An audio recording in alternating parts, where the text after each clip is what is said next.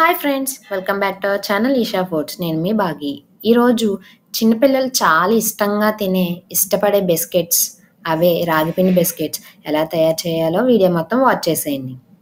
ముందుగా కొంచెం బటర్ తీసుకొని శుభ్రంగా వేడి చేసి ఇలాగా ఒక కప్లోకి వేసుకొని ఇలా బౌల్లోకి వేసుకోండి. అలానే కొంచెం బెల్లం కూడా బాగా మిక్సీలో పట్టి ఇలాగా గెడ్డలు లేకుండా నీట్గా మిక్స్ అయ్యేలా మొత్తం బెల్లం అంతా కరిగేలాగా బాగా మిక్స్ చేస్తూ కలపండి.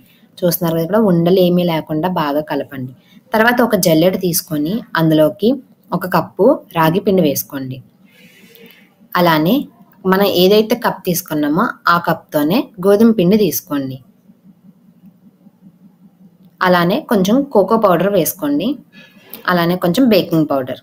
ఇలా వేసుకున్న దాన్ని శుభ్రంగా జల్లించుకోవాలి, ఉండలు లేకుండా నీట్గా. చూస్తున్నారు కదా, జల్లెల్లో వేస్తే మనకు ఉండలు ఏమైనా ఉన్నా కూడా అలా ఉండలు లేకుండా మనకు స్మూత్గా అనేది ప్రిపేర్ అవుతుంది. మనం చేసుకునే రాగి బిస్కెట్స్ పిండి అయితే ఏదైతే ఉందో అది బాగా మిక్స్ అవుతుంది.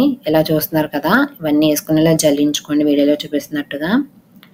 గోధుమ పిండి ఎందుకు వేసామంటే చాలా హెల్దీ కాబట్టి అండి, చిన్నపిల్లలు కూడా చాలా హెల్దీ ఫుడ్ అవుతుంది కాబట్టి చిన్నపిల్లలకు కూడా.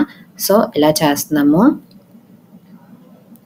తర్వాత దాన్ని శుభ్రంగా మిక్స్ చేసేయండి, ఉండలు లేకుండా శుభ్రంగా. ఆ బటరు ఆ బెల్లం అంతా మొత్తం పిండికి పట్టేలాగా పిండిని ఒక చపాతీ ముద్దలాగా రెడీ చేసుకోండి.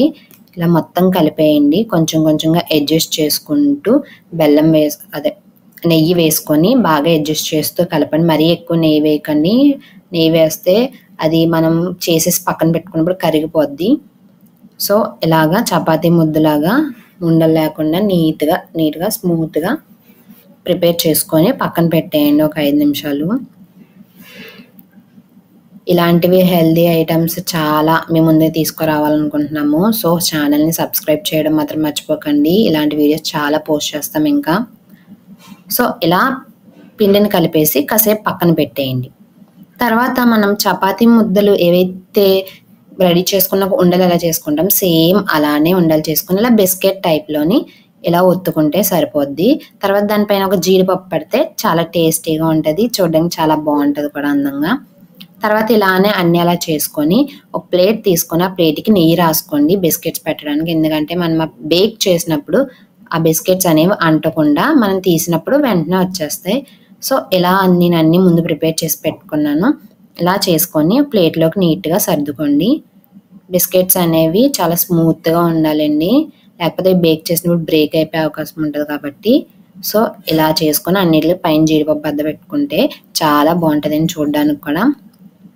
సో తర్వాత స్టవ్ వెలిగించుకొని ఒక ప్యాన్ పెట్టుకొని అందులో కొంచెం సాల్ట్ వేసుకోండి. సాల్ట్ బేక్ చేయడానికి సాల్ట్ వాడుతున్నాను ఇక్కడ నేను. సో సాల్ట్ వేసుకొని స్టాండ్ పెట్టి దానిపైన మనం ఏవైతే బేక్ చేసి ముందుగా రెడీ చేసి పెట్టుకున్నామో బిస్కెట్స్ని అవి పెట్టి ఒక 20 నుండి 25 నిమిషాల వరకు బేక్ చేయండి. అంతేనండి, చాలా సింపుల్గా అయిపోయే బిస్కెట్స్ అండి రాగి పిండి బిస్కెట్స్. చాలా బాగుంటుందండి, చిన్నపిల్లలకి అయితే చాలా హెల్తీ ఫుడ్ అండి ఇది. వాళ్ళు కూడా చాలా ఇష్టంగా తింటారు బిస్కెట్స్ అంటే. హోమ్ మేడ్ బిస్కెట్స్ అండి. మీరు కూడా ట్రై చేసి ఎలా వచ్చిందో. మా వీడియో నచ్చితే లైక్ చేయండి, షేర్ చేయండి, సబ్స్క్రైబ్ చేయడం మాత్రం మర్చిపోకండి. Follow for more videos. Thank you.